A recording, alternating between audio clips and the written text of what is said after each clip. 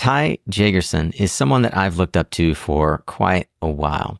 I learned about him at his time at SolFocus, but I've been supremely impressed to see how his 25 plus year executive career in launching and growing businesses at Google, General Motors, Xerox, PARC, and independent startups that we no doubt will talk about through this conversation, has helped spark innovation, ideation, and evolution in many different ways, many different platforms. He's raised over $300 million to help fund ventures, and he has worked in everything from concentrating solar to vehicle to grid. I think that you are going to love this conversation. With Ty, I certainly did. If you do like these kinds of conversations with clean energy leaders on the front lines of our energy transition, you're in the right place. If you haven't subscribed yet, please do so. That'll ensure that you'll get access to each and every conversation as we publish every Tuesday and every Thursday, helping you pull back the veil and see behind the curtain how exactly these businesses are being built and how the brightest minds in the industry are thinking about what's next. For now, let's get ready to tune up your skills, Solar Warrior, as we tune into another powerful conversation here on SunCast. Well, Ty, it's been a long time coming, my friend. It's great to finally get a chance to welcome you formally and officially on to SunCast. Well, Nico, thank you. It's great to be here. And I think we have been talking about doing this for years. So today is the day. I finally got a chance to rope you into it. It only took you getting to take a break from being a full-time executive at a big-time company like GM for me to get you to say yes, which I'm appreciative of. I'm so appreciative of that fact. I like to start out with an opener that is a favorite quote or maybe an inspirational quote. I'll go first, and then I'd love for you to share one. Feel free to comment as well, if you would, on the quote that I share. I kind of sometimes pick them out of a hat, but I feel like today fits with a bit of your enigmatic character. And it is an Earl Nightingale quote, perhaps my favorite from him. It says, "We are all self-made, but only the successful will admit it."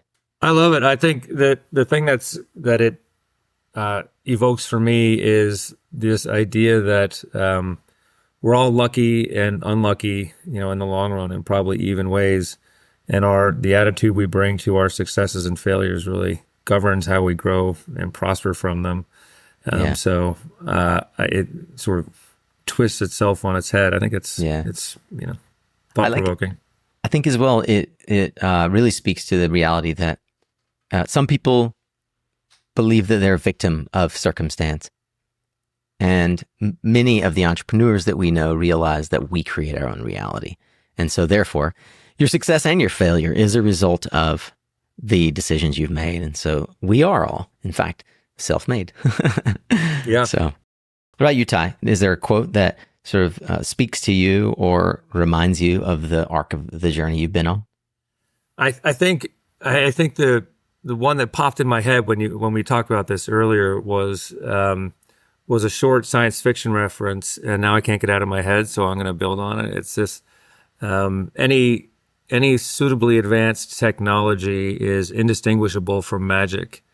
And I think the reason that's interesting for me is because if you look at the long trajectory of human progress, define it however you will, there's this underlying technology component of the human experience, and it tends to be fairly cumulative. And if you go back any 50 or, depending on time era, 100 or hundreds of a year period, what people are doing in the future is going to seem very magical and impossible. And it's always been striking to me that we can't see around that forward corner, and we don't really know what we're thinking about that seems sci-fi-ish or magical, which is going to be mundane and boring and commoditized in the future.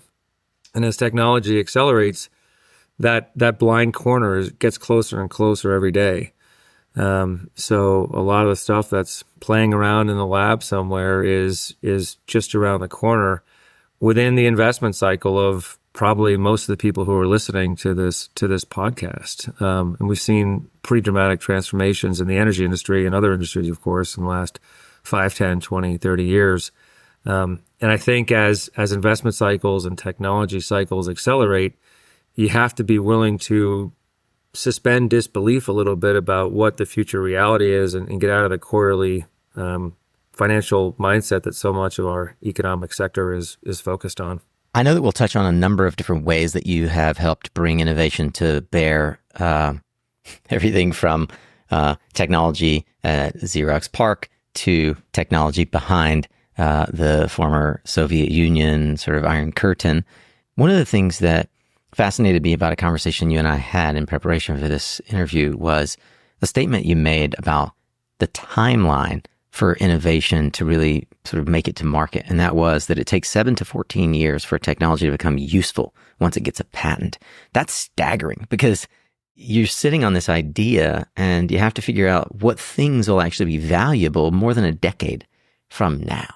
Could you talk about that innovation cycle, especially? And I think it would be useful to talk about it from the perspective of like starting at the time that you got to PARC and sort of the realization that there were all these scientists that maybe may never be entrepreneurs, and you had specialized in helping to commercialize these ideas. Yeah. So probably a couple caveats first, because I know people are going to come out of the woodwork and be like, wait, not this case, not this case, not this case. And so, yes, that number is probably accelerating with each year. Mm-hmm. Probably less applicable to software technologies than to hardware technologies. Mm-hmm. But as a general observation, it's in that time frame for hardware technologies, and I think what people don't appreciate is how long these technologies have been around in some sort of gestation format before they pop into the public consciousness. And then it always seems like, whoa, it happens overnight. And these things are, miraculous, instantaneous things. And they're really not. Even if you look at something like, Bitcoin or other things, which seem like they've come out of nowhere, there's just a long tail of innovation and development. And this is one of the big revelations when I got to Xerox PARC, and I was on the commercialization team there. I thought that I was going to walk in, people were going to have innovations and sort of these sort of light bulb moments, and within 2 or 3 years, we were going to be raking in the cash and developing the next mouse or laser printer or whatever it was. But they really end up taking a long time, and on average, most patents, you're in at the time it was 7 to 14 years to economic value, and maybe it's less, but it's probably still longer than 5+. And the reason that's so important is it's really hard to know what's going to happen in 5+ years.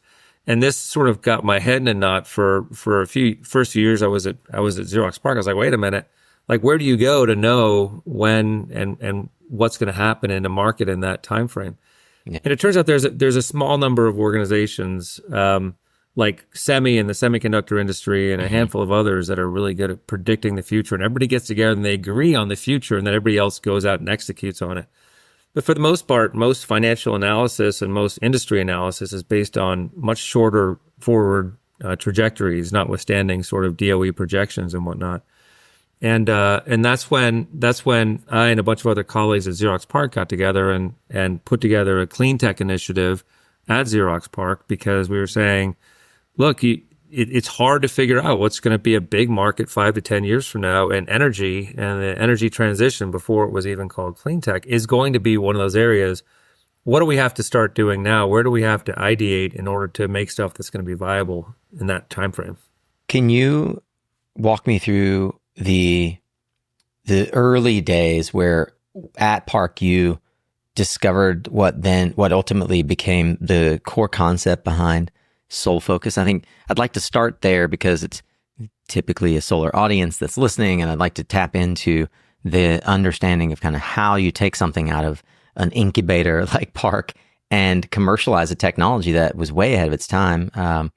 And ultimately it is a great example of that, the process of commercializing a product that today, the company doesn't exist, and there are economic forces that worked against it to prevent it from succeeding when you clearly had a technological advantage in the marketplace. Having now been through the corporate innovation cycle at Xerox and Google and GM, and having watched, where do the good ideas come from? How do they happen? How do you grow and move them around?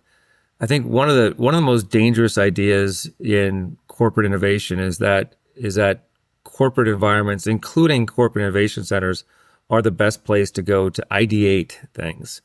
I think my takeaway is that the biggest opportunity space for corporate innovation ecosystems is to function as an incubator for ideas that come from wherever, and then using that safe scaffolding of a corporate environment with lunches and jars full of jelly beans and insurance for people, and really creating the incubation function for ideas that land there, but that which may not necessarily have been ideated there. So we had this clean tech initiative because we said there's going to be this huge market, social trends, economic trends, energy trends, all these other trends are going to be leading us there.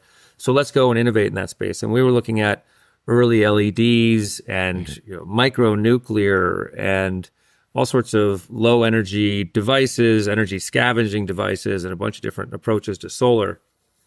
And a lot of those were really cool innovations, but the thing that we really were lacking inside PARC, which also was lacking at Google X, and which also was lacking inside GM, and no slant on any of them, this is just a foundational problem with institutional research facilities, is that there's a paucity of industry scar tissue inside the building.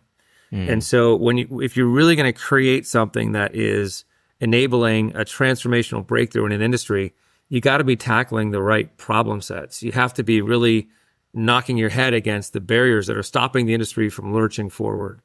And it's really hard to imagine what those barriers are from inside a corporate wall unless you're tackling the ideas that are absolutely core and central to that industry's issues. So PARC came up with a whole bunch of innovations that were advancing printers because that's kind of what the core area was. And it came up with a whole bunch of other innovations, oftentimes not knowing it. But I'd say a huge percent, and this is sort of natural, of the innovation was cool, innovative, creative, but not adequately focused on stuff that was going to create this breakthrough moment. And true to that observation, the actual core insight for SolFocus came from two guys who were starting to put this idea together outside of SolFocus, Gary Conley and Steve Horn. And they were kicking around this idea of tackling the core challenge of expensive silicon prices for solar and using less photovoltaic material for a given amount of sunlight and cutting down your costs this way. It was a smart economic move given the forward projections for silicon cost. And these guys didn't have the resources or the technical expertise to actually build that technology.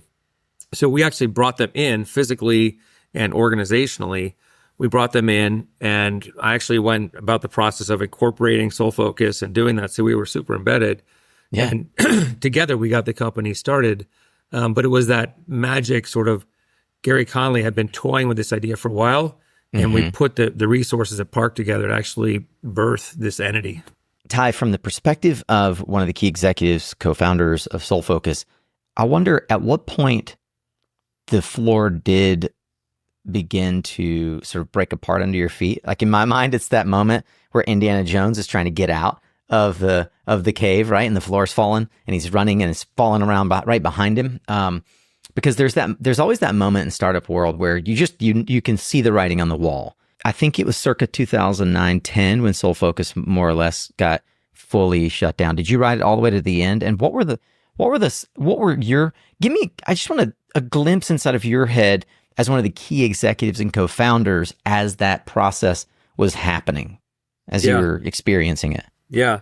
The downfall of SolFocus was rooted in the core premise for the company, which actually ties back into this. What are the long arcs of human progress and measured as how? And the core premise was that everybody knew that the cost of silicon was falling. Everybody knew that solar was going to be really big. And this is back in like 2004, 5, 6 when we were first getting started. And so the question was, well, what does that arc look like? And at the time, I was really enamored with Ray Kurzweil, who has all these amazing long-term forward technology trajectories and backward-looking trajectories. And we sort of drew that line forward, and we're like, well, if this is the cost of silicon going forward, and we can deliver solar energy cheaper on a per kilowatt hour basis, then that's going to be a good business. And again, that was an interesting challenge for me because energy, and specifically zero carbon and zero fuel cost energy, is one of those things that changes the forward trajectory of human experience. So this was a good and exciting problem to work on. So we set our forecasts, we pulled all the technology together, we put together this great collaboration with UC Merced, with Roland Winston out there, took one of the first patents to university. And we set about on our journey. We went out and got our funding and put manufacturing in India and China and did the whole works. And we actually did a pretty decent job hitting our cost targets. What we got wrong was that the industry just moved faster than we expected in terms of dropping the cost of solar. And in the grand scheme of things, that's fantastic, right? Like we are where we are with renewable energy penetrations because the industry just crushed it. And amazing things happened. Now, there's a weird geopolitical flavoring to it because a lot of that ended up happening because the Chinese government came in and said, like, we're going to do well in this market. We're going to drop tens of billions of dollars of subsidized capital into the space, and we're going to go own the sector. As a U.S. business person, that feels a little bit unsavory. As a global citizen, fantastic, right? You got to move the thing along. So it's sort of an interesting conflict there. From our perspective, as that curve started to disappear under our feet, we were looking ahead and trying to figure out what were we going to do. One of the things that I wanted to do with the company was take it and move into the development space, because as the cost of the solar changed faster than people were expecting, it created more opportunities on the development side, on the deployment side. And this is kind of the three-body problem that you see in any kind of high-growth industry like this. You got the cost of the capital, you've got the cost of the equipment, and then you got the cost of the installation and all the deployment complexity. And as any one of the cost variables in that space drops or gets more competitive, the margin shows up for a short period of time in one of those other three-body problem domains, and that's where the business opportunity is. And over every business cycle, that sort of fluctuates one way or the other. And so we looked at this and we said, okay, well, we can double down and try to beat that cost curve, or we can try to capture a little bit of the opportunity space created by that cost decline and start to get more into the development space. And that's one of the areas that I wanted to take the company. And at the time, and Gary Conley had moved on by this point, we had there was sort of a disagreement on whether we should do that. Now, First Solar is a very good example of a company that was getting beat by the industry cost curve, and they kind of kept themselves afloat because they had invested into that offsetting margin that's available in the development space. And then, as the development market gets crushed, then they've got better margins on the thing. You've got this sort of, and they did it at least twice with development and O&M. Yeah. Exactly. Yeah. And so that was sort of the path that I wanted to take, because it was looking like it was going to be hard to beat that trend.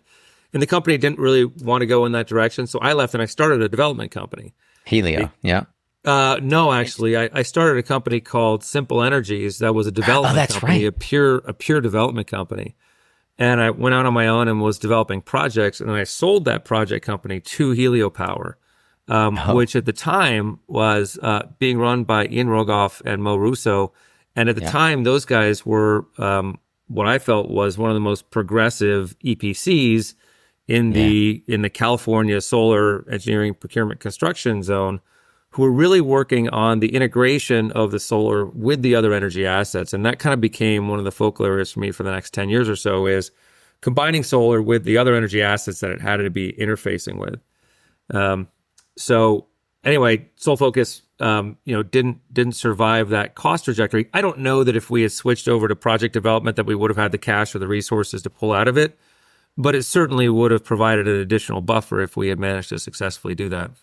In that crossroad, that like valley of indecision, like the forward projections, the cost basis, everything about the fundamental decision that we made to get investment and drive this innovation forward has changed. How do we know it's time to kill your darlings? Like, how do you know it's time to pull the plug on that idea and that business? That's a very difficult decision, man. But I feel like there are hundreds of entrepreneurs out there right now in clean tech who, honestly, they're perhaps fooling themselves, and they are. How many companies, Ty, have you come across in the last year who are doing a bridge round to their Series A, right?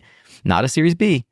Yeah. They're bridging a Series A because sales didn't materialize. Yeah, and then you've got and a lot of that challenge is also just the funding market dried up in a way that wasn't predicted. I think if I had to give an answer to your question, I would say I would actually cycle it back to your quote for the day, which is people believing that they're the sole source of their own success, and one of the things that happens is if you have early success as an entrepreneur, you become personally attached to the story of that success and your own infallibility and sort of magical aura.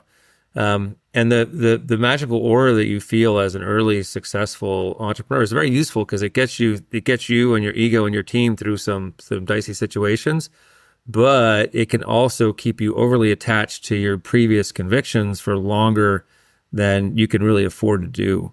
And so being willing to pivot is one of the classic things that people oftentimes don't do well enough. I think my favorite pivot story is the Netflix story. It's kind of cliche at this point, but they started out to build an internet-based video delivery service, and then realized that the tech wasn't there.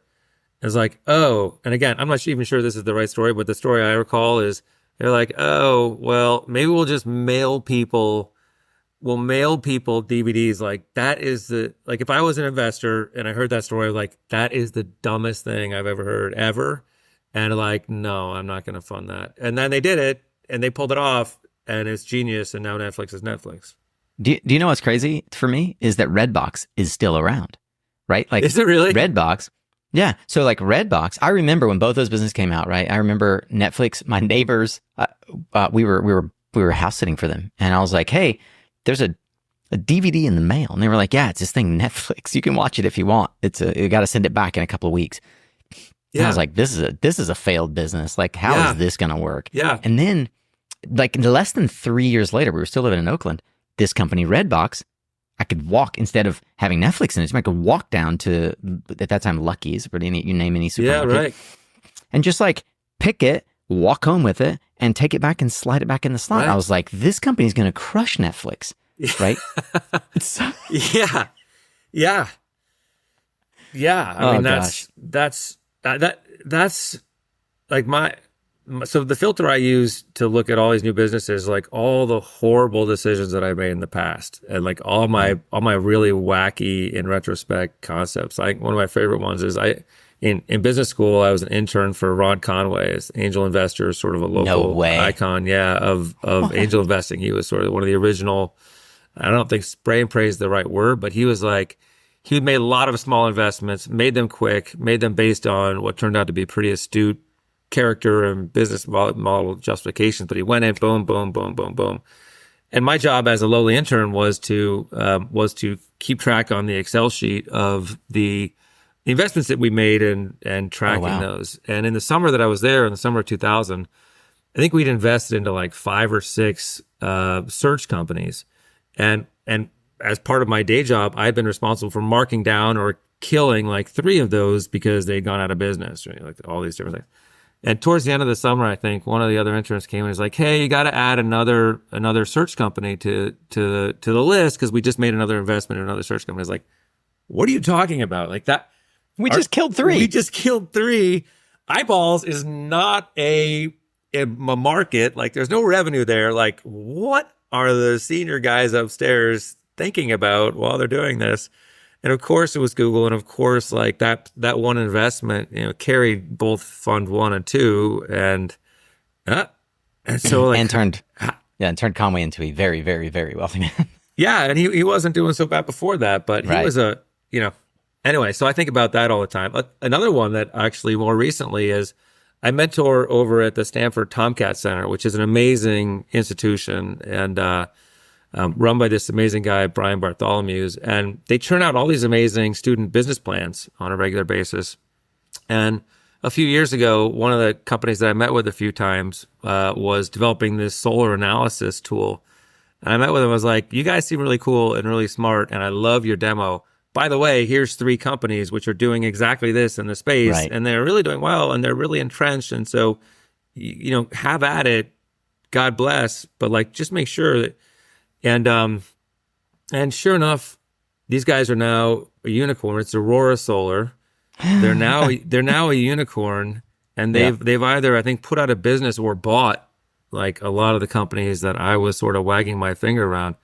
And I think about those meetings all the time. I was like, I didn't come out of those meetings thinking that those guys were going to crush it. Right. I thought, like, this is I love these guys. No offense, Sam. Yeah, I love these guys, and I think they're amazing. And I've spoken with them recently. Yeah. But I don't.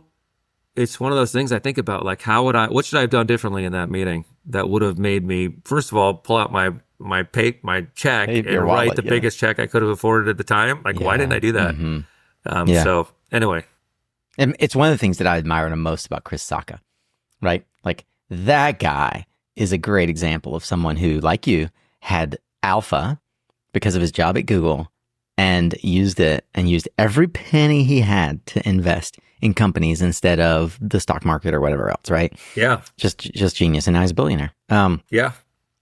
Well, one of the things that we learn in innovation and entrepreneurship is that it often takes, like anything, multiple at-bats to have success, right? We were talking offline about Jason Ellsworth and this whole idea of scar tissue and it creates it gives you pattern matching effectively.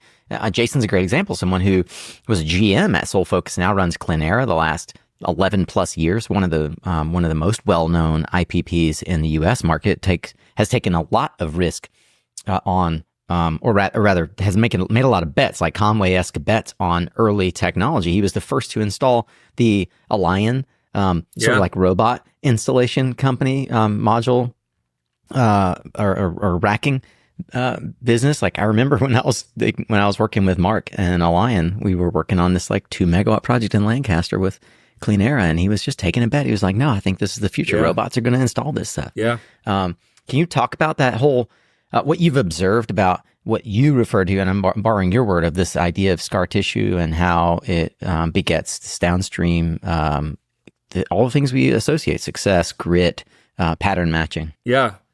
Well, I think there's something to be said for failure being a better teacher than success.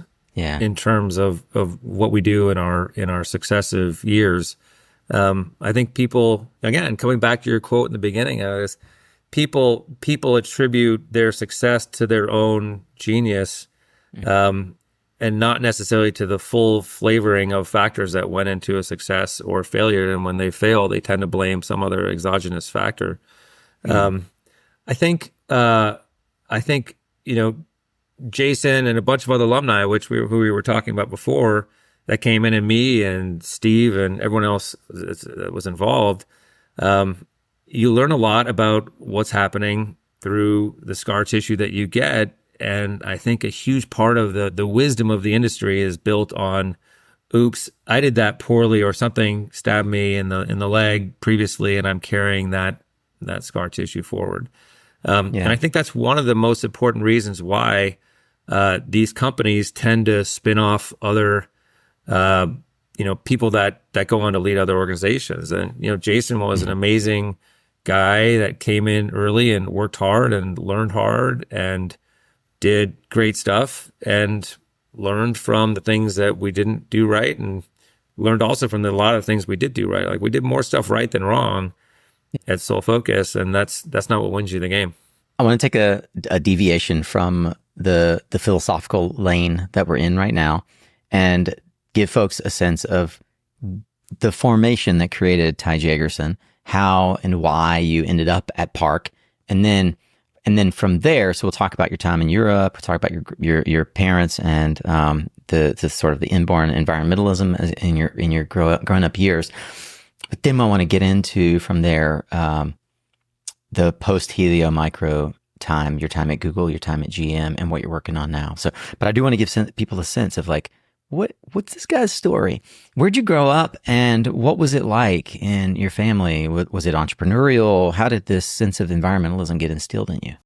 Yeah, as we were talking about before, it's an interesting, timely subject, since my mom passed away this past weekend, and I spent a lot of time at home and with my sisters and with our extended family. And I think the answer really starts with my mom. She was an early environmentalist back in the 70s. She was, she was a jogger, and she shopped at Whole Foods before it was Whole Foods, and she worked in environmental stuff and spent time in the woods and was really committed to those causes early on. And that really embedded in the way that, we lived at our house. And my mom was a composter and a recycler and, all that stuff, which was completely annoying to me as a child, but which was deeply infused, inescapably so, to the chagrin of my own Thinking kids about now. my children now. Yep, exactly. You guys aren't, that's the wrong garbage can for that type of plastic. What are you doing? What kind of child are you?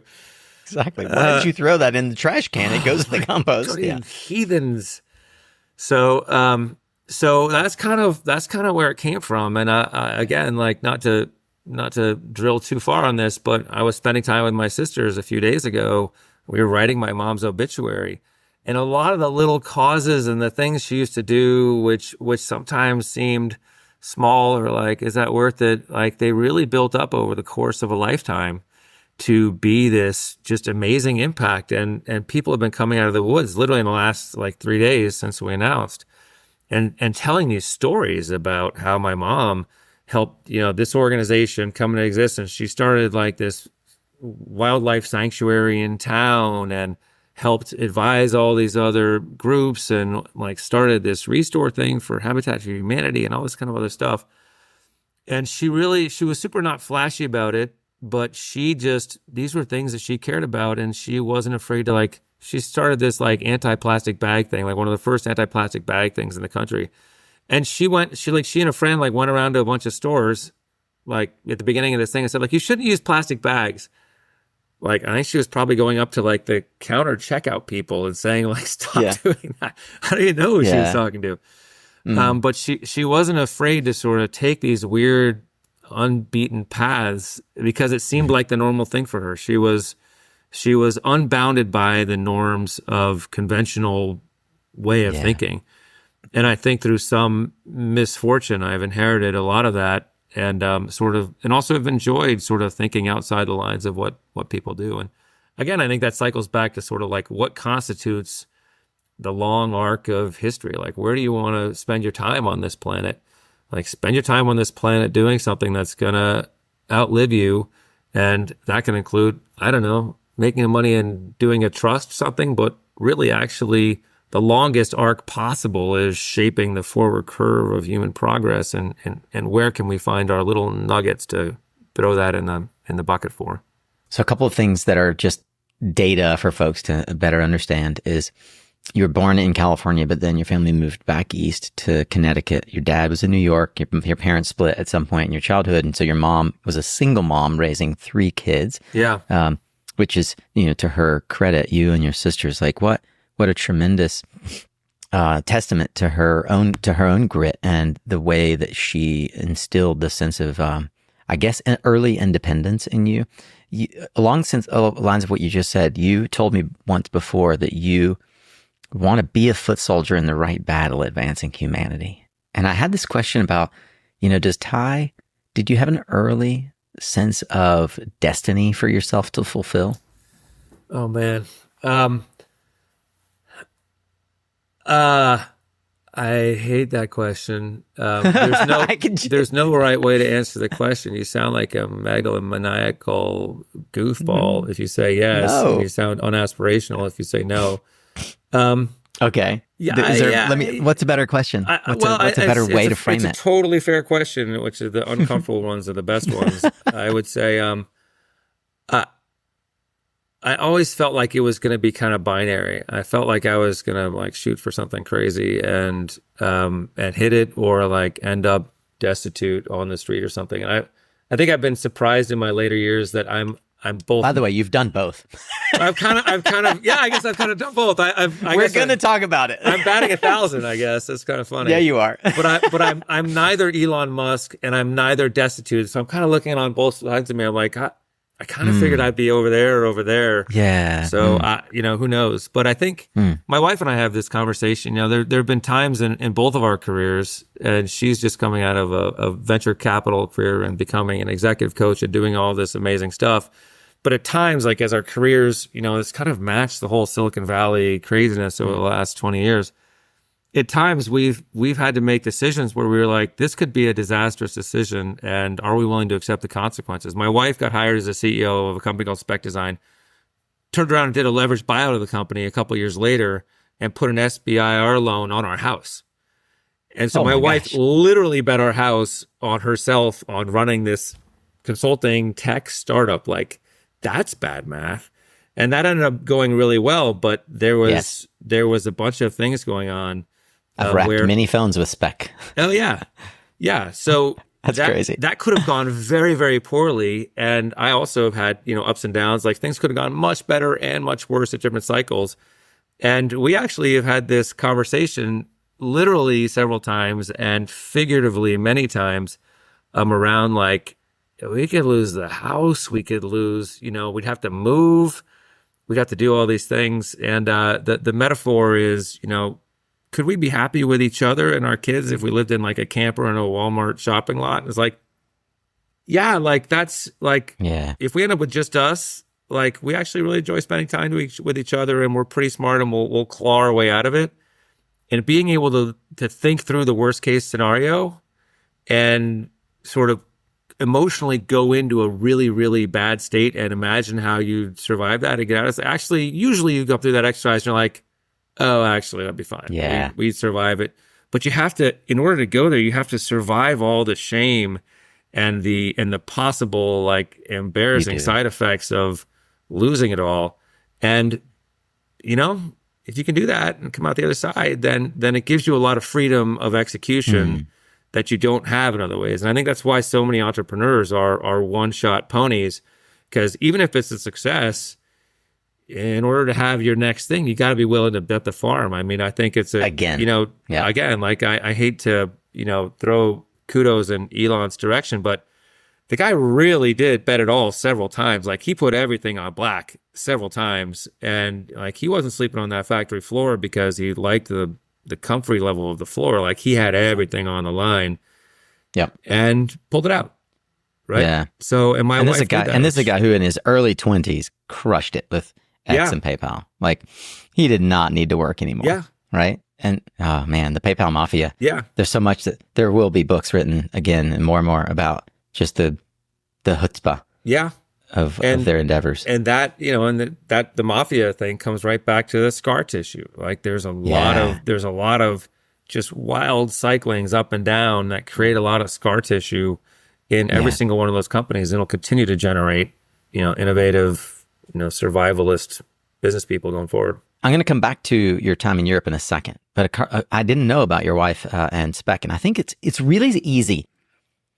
It's easy for someone listening to you say, my wife was in VC, to almost dismissively say, oh, no wonder he was able to take these risks, right? He's like, got a wife in VC, he's got like, sure, she was making a killing, and not acknowledge that there are times in these partnerships where she's carrying you, times where you're carrying her, times where you're both looking at each other going, is this a fucking crazy idea?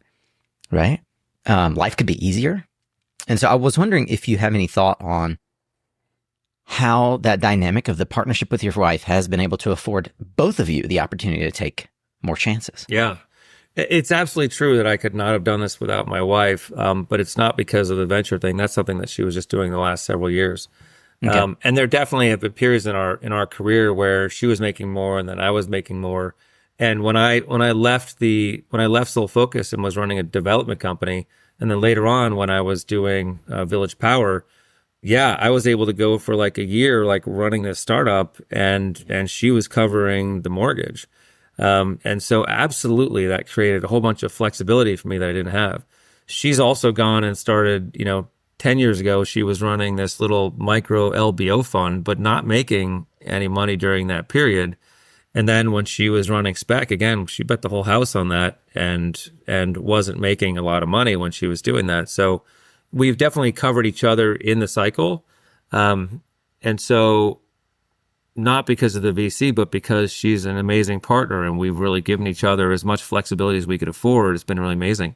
But, during the years where we had 3 small kids and she was running these companies and I was doing my startups, like you really need an amazing partner in order to get through that cycle, especially if you're doing kids. This is another reason why, like, I think about what my mom did.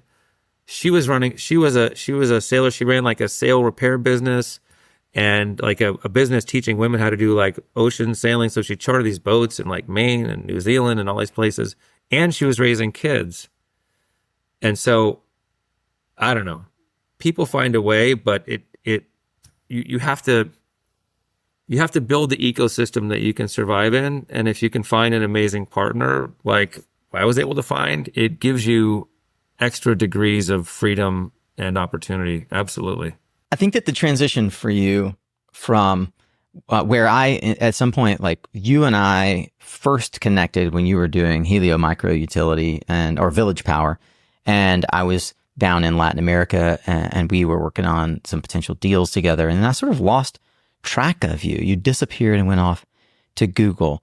Where did the thesis change for you about what your work was meant to be doing, and that led you to sort of leave the Village Power opportunity behind and go to Google?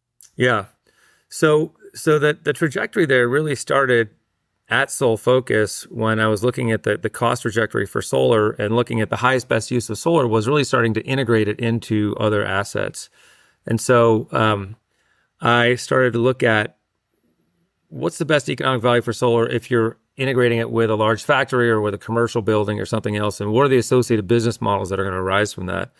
And so one of the reasons I sold my development company to Helio Power is because Helio Power was working on this concept that they were calling micro utilities, Helio Power micro utility. Right. And so one of the reasons they bought my company and me was because I was also pushing projects that were developing that. And as we looked at that space and looked at the challenge of having integrated technologies at commercial or utility scale facilities, and then figuring out how to integrate those integrated assets with the grid, there's a whole bunch of complications that arise. One of them is that it's hard to get the utilities to see and coordinate these assets. This was true then. It's also true in a different way now. And so as I went from Helio Power to Village Power, I was really focused on sort of the middle market area, which had a different problem, which was no adequate mechanism for financing because of credit scores. But how do you start to integrate assets at the facility and then across what we would now call a VPP in a utility environment? And as we wrestled with that challenge, what became evident was that utilities couldn't see the assets at the level that they needed to be able to see them. So they couldn't absorb the flexibility that these assets provided to the grid. And so we weren't going to be able to capture the economic value, and these assets would not come into existence, in effect. And so it really, this is one of those things that sort of changed my filter on the whole process. Instead of being on the EPC side where people just sit around and complain about utilities being intransigent and like slow on processing and throwing up expensive bills for doing analysis, really starting to look at the core of the problem and saying, those utilities they're never going to get fast enough with doing their grid integration and really seeing what these assets are worth. And not only that, the data technology embedded in these distributed assets is moving faster, it's advancing faster than the utilities will ever be able to catch up to. Right. And so I spent a lot of time worrying about that and saying, how the heck are we as a society going to be able to take advantage of the technology that we've created with the storage and the solar and all the other smart, flexible loads out there? How are we going to make a smart enough grid if the data ecosystem and the utilities can't see it and can't talk to it adequately? And so it became evident to me that the grid ecosystem outside of the utilities has to get smarter faster. And so that's where I came up with this idea that is now Tapestry at Google, which is the data environment surrounding the utilities is oftentimes and increasingly going to be smarter and more capable than the data ecosystem inside the utility. And so we were sort of saying, how do we sort of reverse engineer the grid from the outside in using DERS data sets and other publicly available data sets? And so I started going around to all the big data players I could find. I went to Apple and Amazon and Google and a couple other folks. And I was like, the grid is heading this way. This is going to be the new impediment to renewables adoption. And in effect, the clean technology and global decarbon initiative is going to be gated by the fact that the utilities have these crummy data ecosystems and cultures and whatever else. And they're good people. They're working hard. They're trying to survive, but it's not an environment that's conducive to that level and speed of innovation. And I spent about a year. This gets back to, like, I wouldn't have been able to do this if my wife wasn't able to cover the mortgage. Yeah. She was not, she wasn't a huge fan of the idea. I will put it this way. This is one of the reasons why she's so amazing is I remember explaining this to her and she was like, that's crazy. And like, but if you're going to do it, like, all right, I will also continue to, be an amazing mom and raise all the money and keep a roof over your head. And, and it took about a year and a half, and I finally got Ivo Stevorik and Astro Teller over at Google X to take a bet on me. And they brought me into Google, and they said, we don't really understand what you're talking about, but why don't you go see if you can sell this idea to some utilities? And I was like, well, we haven't built it yet, so how am I going to do that? And they were like, And I remember having this conversation with Ivo. Ivo said, just go get a contract and make it work. So I was like, this is not going to work. But we went out there, and it turns out it was the right idea for the right utilities. And we launched with a half dozen utilities, in many cases before we sort of built it. And we built it in collaboration with these utilities and raised, we generated revenues that were, I think I can probably say this now, $10+ million of revenue. And at the time, and I think probably to date, I was told that it was the only cash positive project at Google X, because we went out there and we're sort of building this as we were going with the utilities. And Paige Cran is running Tapestry today, and the organization's been through a bunch of different transitions, but they continue to notch successes because the core premise is very sound, which is that you need to have this sort of paired twin provided by industry that's going to help the data systems inside these utilities succeed. Yeah. That's fascinating. I mean, it's every turn of your career. I've watched you. I know I reached out to you because I started the podcast in 2015. I reached out to you while you were at Google, and I was like, please, let's talk about it.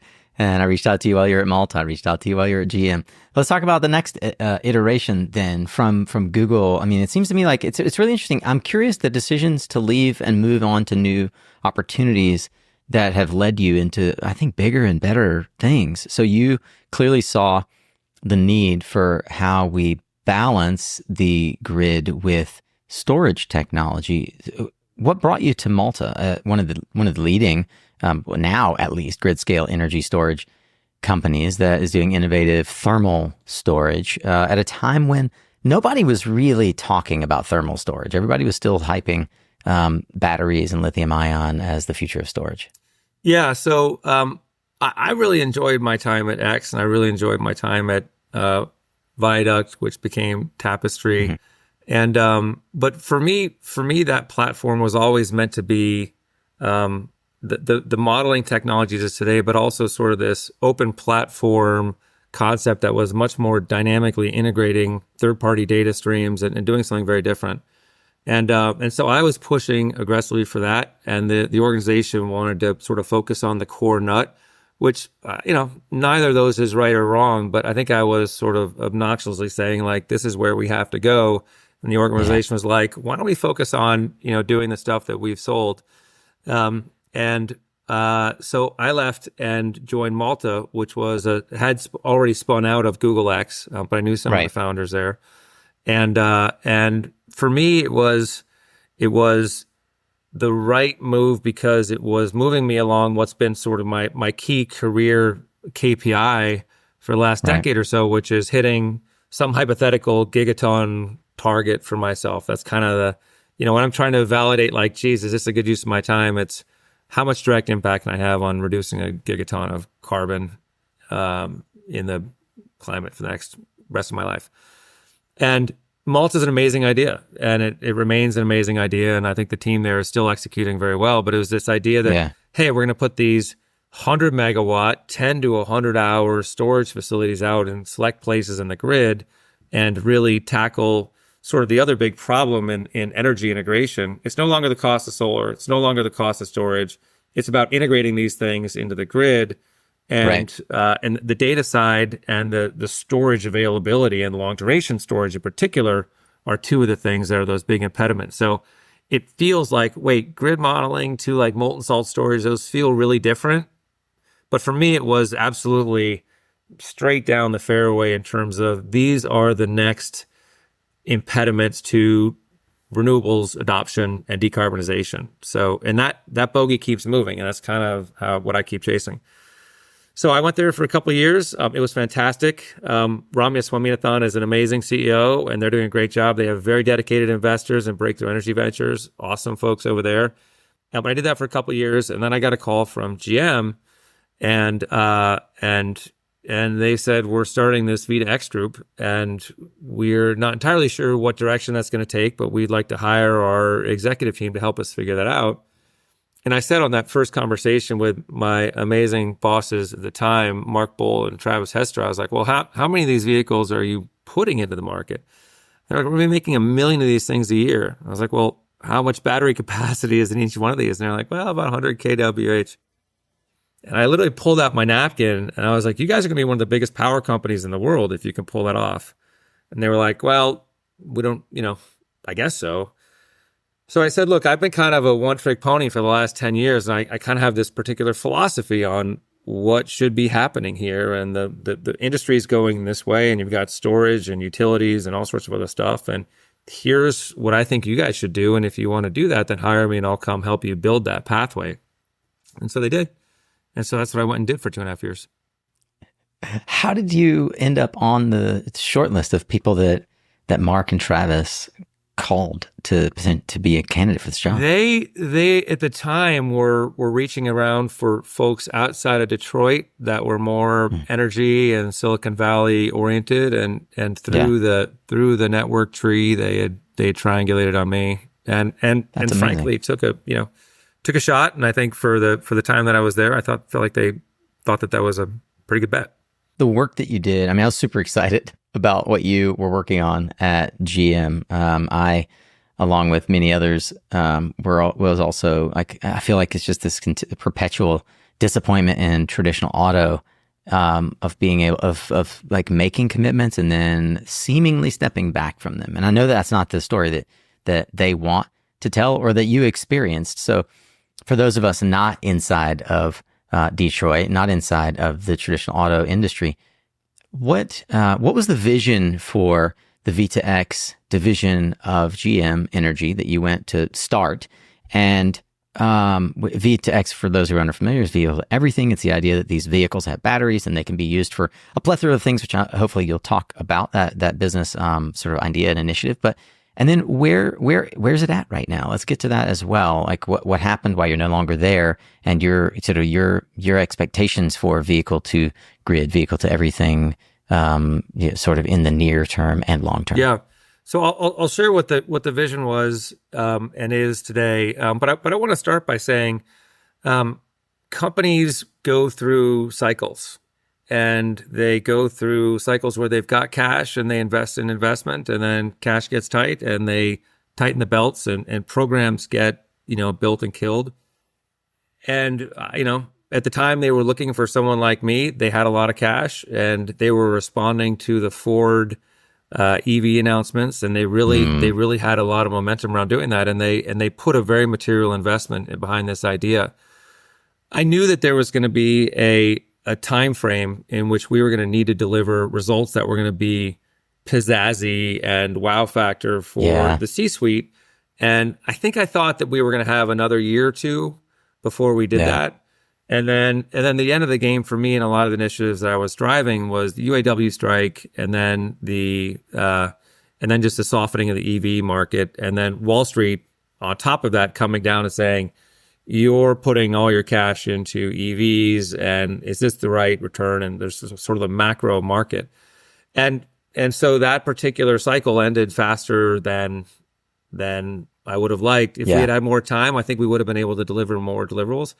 As it is, a lot of the stuff that we built is now being launched. And just in the last couple of weeks, GM's had some very cool announcements and launches and demonstrations around some of the tech that I was responsible for, specifically around V2H and the Silverado vehicle to home backup technology, which is now launched. It's super cool. It's an amazing product. You can now back up a home with Silverado. So I have a lot of pride for the team that we built and the efforts that they made. So, it was a great time. And was the core thesis, we want to build a electric vehicle that can compete with the F-150 Lightning, and we want to leverage the benefits of this part of the technology that we don't understand because our core business is auto, and that being the energy side, the utility aspect of it, all the unknowns of how do you actually get through the vehicle to anything, the backward integration into the home. Was that the core thesis of the division that you began to lead? Yeah, a lot of the impetus for starting V2X is that Ford had come out and sort of put their finger on the V2H space, and they launched probably prematurely, but they launched a very effective campaign around like, look, you can now back up your house with an F-150. Right. And I think, Ford and GM have this very sort of healthy Coke, Pepsi dynamic competition, which has been going on now for like 120 years or something like that. Yeah. And so this was, like, hey, what's the next thing in the space and where are we going to go? And really getting into V plus something besides H was really the initiative. And so the vision that I was advocating for was really centering on the vehicles as energy assets and really starting to build a whole new business ecosystem around what how you would think about cars as batteries coming from the energy space. And so in that context, if you put the vehicle at the center of the energy ecosystem, there's all these sort of natural fibers that come out of it, which is, how are the vehicles going to connect to utilities? How are the vehicles going to connect in a fleet environment? How are the vehicles going to connect to the other assets in the home? What's the data ecosystem that you're going to create? And in that big, messy funkiness, like how do you build a software and a value stack that makes sense and is competitive and flexible and can be scaled? And by the way, you got 2 years, go. Yeah, exactly. And I think like we built an amazing team, many of whom are still there, and the stuff we did was cool. The stuff that got cut back when things trimmed down was, I think, for me, the most exciting part of the long-term opportunity here. Yeah. And it was really this idea that the vehicles are the tip of the spear in the electrification moment. And this is a term that I tried to use a lot internally. The vehicles trigger a bunch of other software, operational, and hardware decision making at the home, at the business, and at the utility scale. It's not just about selling the vehicle, which is GM's natural initial orientation to it. It's not just enabling this thing that happens at the end. It's really saying, look, a lot of the value of the vehicle is going to shift from the sale price of the vehicle to the managing of the energy value of this asset going forward.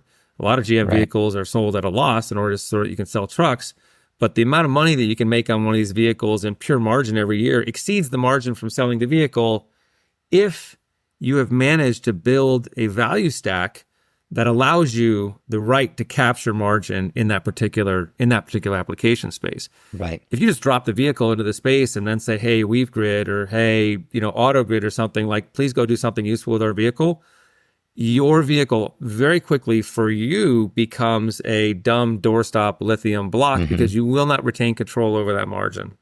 And so the key dynamic here for me was you have to retain control of the customer experience and the data coming out of the customer at the car purchase, and you have to add value and create an amazing experience so that you earn the right to capture value on the utilization of the battery as a utility asset. So you have to be part of the solution for the turning on, the turning off of the car, and the coordination with the utility, because otherwise you're a lithium doorstop. Yeah. It's very reminiscent of the pre-Tapestry days of you saying, how do we help utilities see these assets? It's the same. And how do we help? It's the same story. You have to be the one providing the goggles, providing the glasses, and you have to be smarter with better algorithms and able to deliver wonderful glitch-free experiences, which is what the cool software team that we were building, also with some amazing external software providers like Presence up in San Francisco. And we basically said, the experience has to be great. We have to make sure that we're delivering the best value that's available for that vehicle, because we're going to be competing against a lot of startups that would very much like to have our vehicles as one of their assets under management. And so this was maybe one of the bigger sticking points. Did you ever equate it to OnStar? I did. Yeah. And people like that story a lot, right? Yeah. And I think, OnStar in the early days, OnStar had a lot of internal resistance as well. And then now that it's making a lot of money for them, everyone's like, oh yeah, well, of course we saw that coming. But there were internal heroes in GM that really struggled and fought to make OnStar success. I think the B2H capability and the B2G capabilities eventually at GM are going to be really important. Here's my big concern is that if the US OEMs don't go super aggressively at creating an experience and a software stack that's going to be truly enabling these vehicles as grid assets, what's going to happen is they're going to lose the opportunity to have that as an advantage against the Chinese EVs. Right. This is, I think, what history will suggest is the most expensive cost for OEMs not going more aggressively at V2G is when those Chinese EVs come into the market, and they will eventually, despite this 100% tariff, they're going to come in and they're going to be cheaper, better, faster. And I think the Chinese companies are probably going to be less concerned about who's managing the energy assets. This is one of those things that this could be totally wrong. But if it's like most other Chinese products, they subsidize it to the factory and then they airlift it into the US, and then it just kind of happens here. And when that happens, it's going to be very, very empowering for all the other competitors. Again, like the Leaf Grids or the Energy Hubs or whoever else that's coming The integrators. The integrators who are going to basically be able to treat those as dumb assets and extract the value from the coordination of these assets. And then the U.S. automakers are going to be in a bind because they will have not taken the advantage of going out and creating a defensible moat in that business model. And guess what? That's where all the margin's going to be. Yeah. I had said before you got hired at GM that the smartest move that a U.S. automaker could do today is to hire the person that was heading up the VPP team at Vivint, which then became Sunrun. And I was saying at Vivint and Sunrun and Sonova because they're all thinking about it. But go grab that person and bring them in-house and have them help you decide how you're going to manage these batteries. Because lo and behold, the most valuable asset Sunrun has right now is 100,000 battery customers. Yeah. And it is the shining jewel in the crown of Sunrun right now. It is providing backup power to PG&E and Luma down in Puerto Rico and countless other utilities in the next 6 months, not even the next 6 years. Yeah. Right? The value of the EV fleet that's going to be going in is going to be in the energy value of those assets and the owner, the people that are going to be able to extract margin are going to be the folks that are providing an intelligent, high quality service, not just on the management of the dispatch of that asset, but the people that win are going to be the people that capitalize on this electrification moment and get in there and do the hard work of figuring out the protocols and the integrations and the business relationships of connecting that vehicle to all the other assets in that home, and then connecting that bundle to the utility. And that's so right. That's the story that was maybe the hardest to sell internally, was this idea that the value of the vehicle that you're creating is not the margin on the vehicle. It's the fact that you own this energy bundle that everybody else in the world is going after. The analogy that I used, which was always fun to use, was it's a Hunger Games situation. So you know, in that scene in the Hunger Games when everyone pops up out of the pillars and they're all in the field and they're all sort of looking around, and like there's all these goodies in the field. You've got guns and backpacks full of food and poison and medicine, and everyone's standing there saying like, we don't know who's going to partner with who, and we don't really know how this is all going to unfold, but there's a massive opportunity space, and most of us are not going to be here at the end of the competition, and there's going to be this Cambrian explosion of innovation or whatever, and then there's going to be left a few players, a much smaller field of players coming in. And the electrification moment, when all this stuff has to get integrated, is an OEM's best shot at doing that, because once they forfeit the trigger moment and they forfeit that momentum of being the first people into the space with a huge battery, that's going to be much, much, much harder to reclaim later, because then there's going to be an efficient, fast-moving, well-capitalized ecosystem of software and service providers that are going to be standing in their way. And today there's not. I feel like everything else we could say after this is is less important. That if I had one of those like motion graphic mic drop things, I would import it here. Here's the silver lining. As humanists and as people on the planet that wish for the sustenance of our civilization, at the end of the day, someone's got to control those assets and sort of be in charge of making the money. And are the U.S. OEMs really going to be the most efficient, fastest moving folks in enabling that? They could be if they really set their minds to it, but it's hard to do that. Like, no shame for anybody inside these OEMs. Like, they got a lot of things to wrestle with. They got their stock price to manage, and they got other stuff going on. So no harm, no foul. It's good for the world that these assets are coming into the space, and if there's not an incumbent player that's going to really capitalize on it, the ecosystem will fill that gap. And that's right. And the startups that our good friends on Sand Hill are enabling are going to come in, and they're going to make very efficient use of those assets. Yeah, that's right. Yeah, it feels like it's a good moment right now for OEMs to pick a company like Span or Lumen, at least get another beachhead inside the home. For an OEM to do that would be really smart, like a Mercedes or a GM.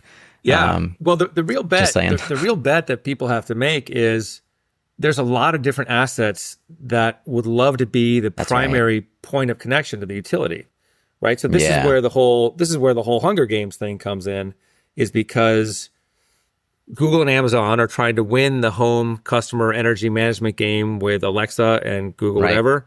You've got Sunrun and the other solar guys who are saying like, no, it should be us because of solar. You got the battery guys who say like, no, we should be batteries. You've got Generac who's saying like, well, we're in more homes. And so they're all, there's this hungry battle to win that environment, but there's only one winner. You're not going to, for any given home, you're not going to have your Samsung refrigerator selling their capacity to PG&E and Ford selling its EV capacity to the local CCA. It'll be one contract. There's one contract, and they all have to be managed as a whole. And the entity that figures out how to most efficiently deliver that contract value to the utility, that's who's going to win.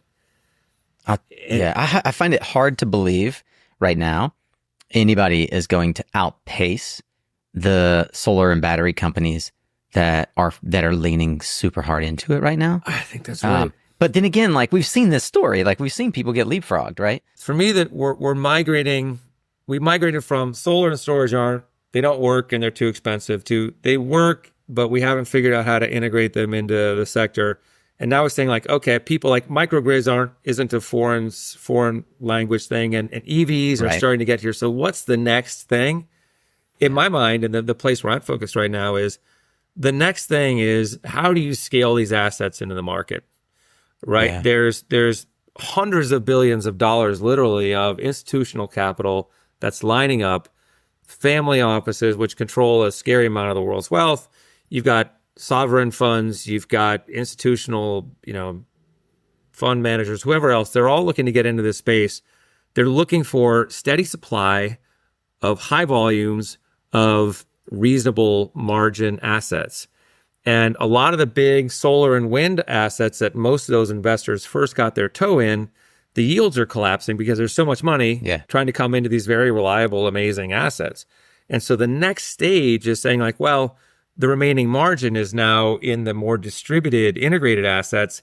It's much harder to just like cookie cut the large wind and solar business model into that domain.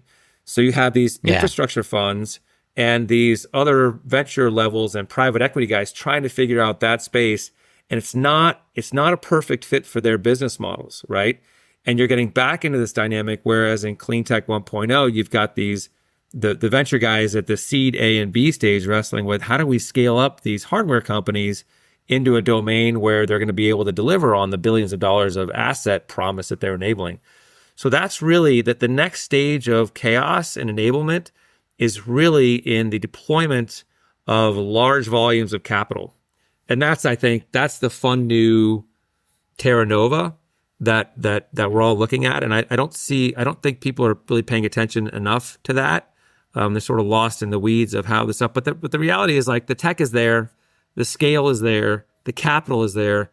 What we don't have enough of is successful tenderness fibers that connect the capital and the not yet quite scaled asset creation engines. Whatever you go do next, hire me. Yeah. Well, we're all in this boat together. I love listening to you, man. Like, I just love listening to the way that you think. And I know that folks are going to love this conversation. I wish I had another hour with you, Ty. Maybe we'll have you back. Well, let's reconvene in a year or so. The market's moving fast. Yeah, when you dig your heels into the next big problem. I'm sure I'll come back a couple of years from now and completely undermine everything I've just said and say like, wait, I was wrong. That's all. Scrap that. It happens.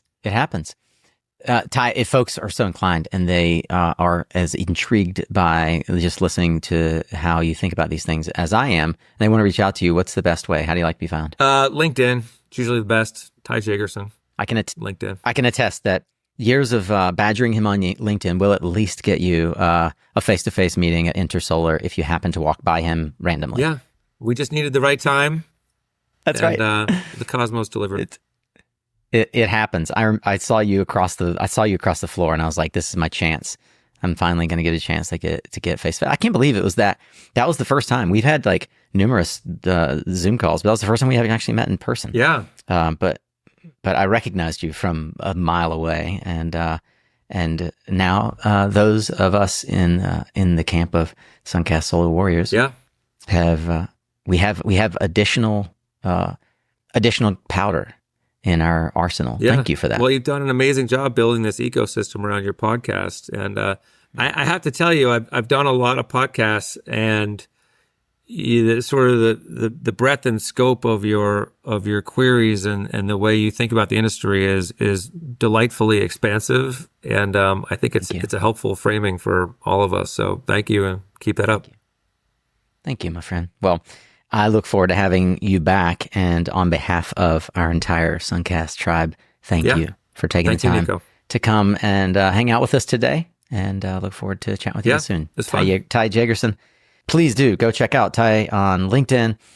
He is working on some pretty exciting things with local University of California schools like UC Merced and Phoenix Energy on turning wood into power. We can talk about all those things next time we have you back, Ty. Thank you. Thanks, Nico.